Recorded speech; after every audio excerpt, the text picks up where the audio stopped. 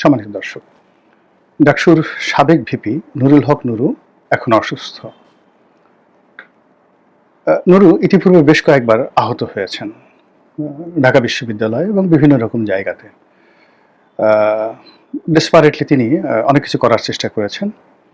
তো মনে হচ্ছে যে অন্তত পক্ষে ২০, ২৫, ৩০ বার তিনি আহত হয়েছেন, কখনো কখনো গুরুতর আহত হয়েছেন ঢাকা বিশ্ববিদ্যালয়ে। কিন্তু অলৌকিকভাবে তিনি সুস্থ হয়েছেন এবং স্বাভাবিকভাবে কাজকর্ম করেছেন। কিন্তু সাম্প্রতিক সময় তিনি যেভাবে আহত হয়েছেন, এরকমভাবে আসলে কখনোই তিনি আহত হননি। অবস্থা দৃষ্টে মনে হয়েছে যে তাকে টার্গেট করে যে কাণ্ড ঘটানো হয়েছে, সেই কাণ্ডের ফলে খুব কৌশলে তার যে হাড়ের মারাত্মক ক্ষতি হয়েছে।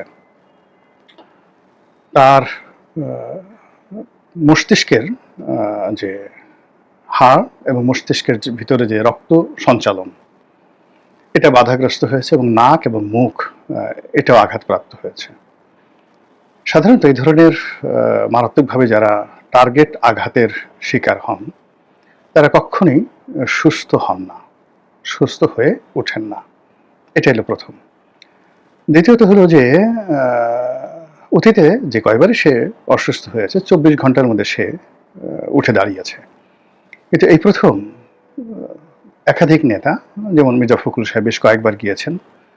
তো প্রথম দিকে তিনি যতটা সুস্থ ছিলেন, মানে নুরুল হক নুরু, কিন্তু পরবর্তীতে দেখা গেল যে না, তিনি শুধু ঘুমাচ্ছেন এবং তার অসুস্থতা বেড়ে যাচ্ছে। এবং পরিস্থিতি কতটা মারাত্মক সেটা বোঝা যাবে যে নুরুর স্ত্রী যখন প্রধান উপদেষ্টার সঙ্গে দেখা করলেন, তখন প্রধান উপদেষ্টা স্বপ্রণোদিত হয়ে নুরুকে উন্নততর চিকিৎসার জন্য দেশের বাইরে পাঠানো হবে এরকম একটা আশ্বাস দিয়েছেন। এটা আমি মনে করি নুরুর জন্য আরো ক্ষতিকর হবে। এর কারণ হলো যে টার্গেট করে তাকে আঘাত করা হয়েছে, বাংলাদেশে বসে এই তার যে কোনো চিকিৎসার ক্ষেত্রে এই টার্গেট গ্রুপটি আর দ্বিতীয়বার তাকে আঘাত করতে পারবেন না, যদি বিদেশি কোনো ষড়যন্ত্র থাকে। অন্যথায় তিনি যদি বিদেশে চিকিৎসা করতে যান, সেক্ষেত্রে আরো বড় দুর্ঘটনা ঘটার সম্ভাবনা আছে। আপনারা যারা হুমায়ুন আজাদের করুণ পরিণতি জানেন, যে তাকে বেদমভাবে প্রহার করা হয়েছিল, আহত করা হয়েছিল এবং কোপানো হয়েছিল ঢাকা বিশ্ববিদ্যালয় বইমেলাতে। তিনি সুস্থ হয়ে উঠেছিলেন এবং জার্মানিতে তিনি গিয়েছিলেন, কিন্তু দুর্ভাগ্য তার পিছনে তাড়া করছিল এবং বাংলাদেশে যেটা সম্ভব হয়নি, জার্মানিতে তাকে নির্মম এবং নিষ্ঠুরভাবে কিন্তু মেরে ফেলা হয়েছিল। এর কারণ হলো যে চক্রটি, আন্তর্জাতিক যে চক্রটি তার পিছনে লেগেছিল, তখন ওরা গ্রুমিং হচ্ছিল। বাংলাদেশে তাদের যতটা শক্তি, তার চেয়ে ইউরোপে তাদের শক্তি ছিল অনেক অনেক বেশি, এবং এটা এখন যেটা মারাত্মক। আপনি চিন্তা করুন যে কয়েকটা এজেন্ট রয়েছে, আন্তর্জাতিক এজেন্ট, যেমন মোসাদ, সিআইএ, MI6 মানে ব্রিটেনের যেটা গোয়েন্দা সংস্থা, এরা অন্য কোনো দেশে অপারেশন পরিচালনা করার ক্ষেত্রে এতটা শক্তিশালী যেটা বলার মতো নয়। এখন নুরুর উপর যে আঘাত, সে আঘাত যদি মনে করি যারা জাতীয় পার্টি করেছে, এই আঘাত পুলিশ করেছে, সেনাবাহিনী করেছে, এটা আমরা আমাদের নিজেদের উপর জুলুম করব। এখানে নুরু অনেক দিন ধরেই যাকে বলা হয় রাজনীতির নাটাই হিসেবে তিনি অনেক কিছু জানেন। আমরা তাকে দেখেছি মোসাদের সাথে বৈঠক করতে, আমরা তাকে দেখেছি আমেরিকার রাষ্ট্রদূতের সঙ্গে তার দহরম মহরম এবং খুবই ঘনিষ্ঠ সম্পর্ক। আমরা তাকে দেখেছি পাকিস্তানের রাষ্ট্রদূতের সঙ্গে, ISIর সঙ্গে তার সম্পর্ক। বাংলাদেশের DGFI, NSI সেই প্রথম থেকে, নুরু যখন ছাত্রনেতা তখন থেকেই তাদের সঙ্গে নুরুর ভালো সম্পর্ক। বাংলাদেশে যারা বিভিন্ন রাজনৈতিক দলকে ফান্ড করেন, টাকা দেন, ধনী ব্যক্তি, ধান্দাবাজ, ব্যবসা প্রতিষ্ঠান, শিল্প প্রতিষ্ঠান, মোরাললেস তারা প্রায় সবাই নুরুর সঙ্গে দীর্ঘদিন ধরে তারা যোগাযোগ রক্ষা করছেন।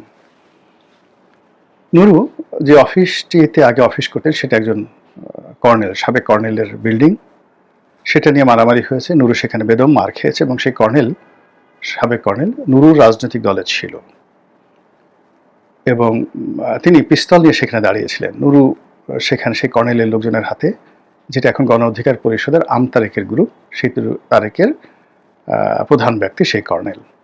তো সেখানে ওই অফিস দখল করা থেকে শুরু করে এই ধরনের কর্মকাণ্ডের কারণে নুরু বিভিন্ন জায়গায় অনেক শত্রু তৈরি করেছেন। একইভাবে আরেকটি অফিস, সেখানেও কিছু গণ্ডগোল হয়েছে। জাতীয় পার্টির এই অফিসটি তিনি দখল করতে গেছেন, নাকি জাতীয় পার্টির কোনো ইন্টারনাল গ্রুপ যারা আছে তাদের দ্বারা তিনি ব্যবহৃত হয়েছেন, নাকি কেবলই মাত্র জাতীয় পার্টিকে নিষিদ্ধ করতে হবে, তার যে এই রাজনৈতিক এই সময়টিকে তিনি জাতীয় পার্টির বিরুদ্ধে কাজে লাগিয়ে রাজনীতির যে নম্বর, হিরো হওয়ার যে অভিলাষ, এটা পূর্ণ করতে গিয়েছিলেন, এটা আমরা বলতে পারবো না। এখানে যেটি দেখা গিয়েছে যে তার সঙ্গে এখানে অপারেশনে যাওয়ার আগে, অর্থাৎ তিনি যে জাতীয় পার্টির অফিসের সামনে গিয়েছেন, সেখানে কয়েকজন সেনা কর্মকর্তার সঙ্গে তার কথা হয়েছে, কথা বিনিময় হয়েছে। এটা এখন বের হয়ে আসছে। এটা নিয়ে পক্ষে বিপক্ষে নানা রকম কথা হচ্ছে, যেটি সাধারণত আমাদের দেশের কোনো রাজনৈতিক নেতার সঙ্গে এভাবে সেনা কর্মকর্তাদের সঙ্গে কথাবার্তা হয় না।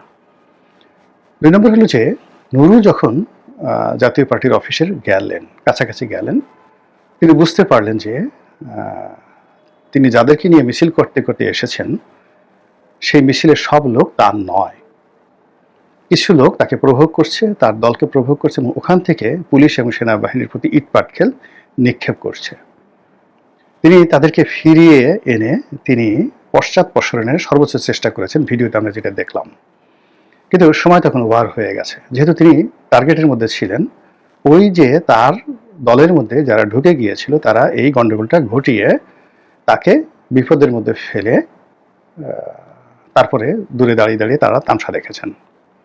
এরপর তিনি এই মারাত্মক অসুস্থ হয়ে পড়েছেন। ফলে এই যে নুরুর যে অসুস্থ হয়ে যাওয়াটা, মার খাওয়া এবং তাকে একটা টার্গেটের মধ্যে ফেলে দেওয়া এবং তিনি সেই টার্গেটের মধ্যে পড়া, এটা আমাদের রাজনীতির এই মুহূর্তের যে টার্নিং পয়েন্ট, সেই টার্নিং পয়েন্টে আমি মনে করি এটা বিরাট অশনি সংকেত। যদি তাকে টার্গেট করে এই কাজটি করা হয়, সঙ্গত কারণেই নুরুর মতো যারা তরুণ প্রজন্মের রাজনীতিবিদ এই মুহূর্তে খুব অ্যাডামেন্ট অবস্থায় আছেন, তাদেরকে ভয় দেখানো হচ্ছে এবং তাদেরকে একটা রেড কার্ড বা লাল কার্ড দেখানো হয়েছে। এটা গেল এক, এতে কোনো সন্দেহ নাই। দ্বিতীয়ত, নুরুর সঙ্গে যাদের লেনদেন হয়েছে, নুরুকে যারা বিভিন্ন সময় সাহায্য করেছে, ব্যবহার করার চেষ্টা করেছে, তাদের কেউ এই ঘটনা ঘটাতে পারেন, কোনো সন্দেহ নেই। যাদের সঙ্গে তার বন্ধুত্ব হয়েছে বা যাদের সঙ্গে বন্ধুত্ব এখন নাই কিন্তু নতুন বন্ধুত্ব হয়েছে, এদের মধ্যে যে কেউ নুরুকে স্টপ করার জন্য এই ঘটনা ঘটাতে পারে। কেন? He has a voice. সে কথা বলতে পারে, ডেসপারেটলি কথা বলতে পারে। ফলে আগে যাদের সঙ্গে তার বন্ধুত্ব ছিল তখন তিনি যে কথাগুলো বলেছেন, আর এখন যাদের সঙ্গে বন্ধুত্ব আছে সেখানে আগের যারা ছিলেন তারা শত্রু হতে যেতে পারেন। আবার এখন যেখানে এসেছেন, এখানে তিনি যদি তার কাঙ্ক্ষিত সে সম্মান মর্যাদা এটা তিনি না পেয়ে যদি তিনি পূর্বের অবস্থায় ফিরে যেতে চান, তাহলে বর্তমান যারা বন্ধু তারা তো তাকে ছাড়বেন না, এটা স্বাভাবিক। 2 নম্বর হলো যে নুরু তো প্রথম দিন থেকেই, একেবারে ফ্রম ফার্স্ট ডে ইউনিভার্সিটি রাজনীতির, সেখানে বহু মানুষ তাকে সহযোগিতা করেছে, অর্থ দিয়ে, টাকা দিয়ে, সমর্থন দিয়ে।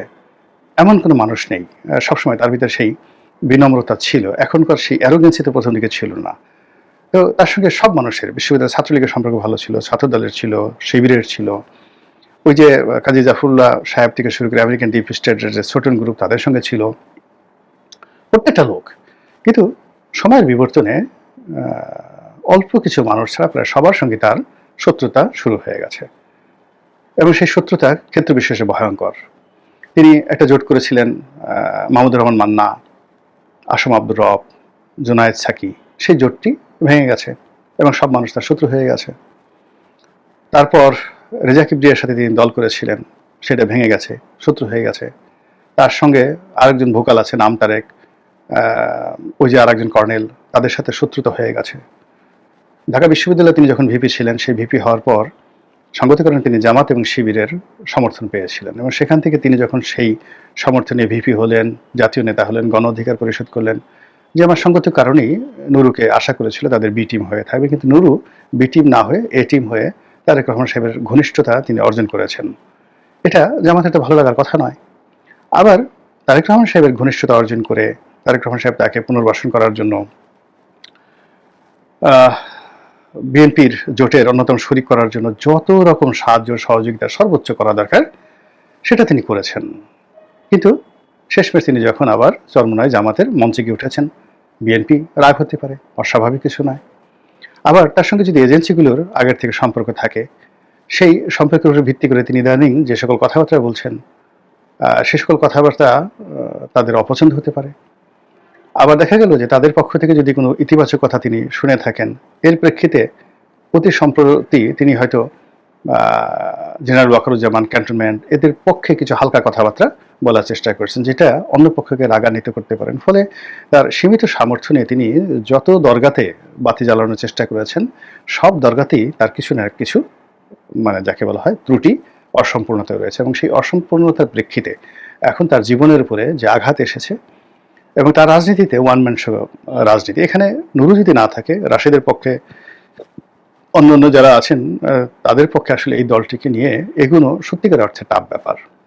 দ্বিতীয়ত হলো, নুরু যদি পরিপূর্ণভাবে সুস্থ হয়ে আসেনও, তাকে এই আঘাতের যে আক্রমণের যে যাকে বলা হয় ভয়, আতঙ্ক তাকে তাড়া করবে। তিনি ইচ্ছা করলেই সামনে এগোতে পারবেন না। 3 নম্বর হলো যে যদি তিনি অসুস্থ হয়ে পড়েন, যাকে বলে তার স্মৃতিশক্তি দুর্বল হয়ে যায়, শারীরিকভাবে ফিজিক্যালি তার যারা ডাক্তার এই মুহূর্তে তাদের কিছু কথাবার্তা শুনে মনে হলো যে তার লং টার্ম চিকিৎসার দরকার, যেটি করার সামর্থ্য তার পরিবারের নেই। রাষ্ট্র এখন তাকে যে অনুকম্পা দেখাচ্ছে আবেগের বশবর্তীতে, যেটা রাষ্ট্র কন্টিনিউ করবে না। আর তার যদি ভয়েস না থাকে, তাহলে এখন 10 জন লোক তাকে যেভাবে সহযোগিতা করছে সেটাও করবে না। ফলে কি হচ্ছে, তার যে রাজনৈতিক সম্ভাবনা এটা মুখ থুবড়ে পড়ার সম্ভাবনা দেখা দিয়েছে। আর এই কাজগুলো যে বা যারাই করুন না কেন, পরিকল্পনা করে, টার্গেট করে, ম্যাটিকুলাসলি তারা সেই কাজ করেছে এবং রাষ্ট্র যদি সিনসিয়ার হয় এবং এর বিরুদ্ধে যদি অবস্থান নিতে পারে, তাহলে হয়তো আরও অনেক তরুণ যারা রাজনীতিবিদ রয়েছেন তাদের জীবন, রাজনীতি নিরাপদ থাকবে। মহান আল্লাহ আমাদের সবাইকে হেদায়েত দান করুন এবং হেফাজত করুন। আসসালামু আলাইকুম ওয়া রাহমাতুল্লাহি ওয়া বারাকাতুহু।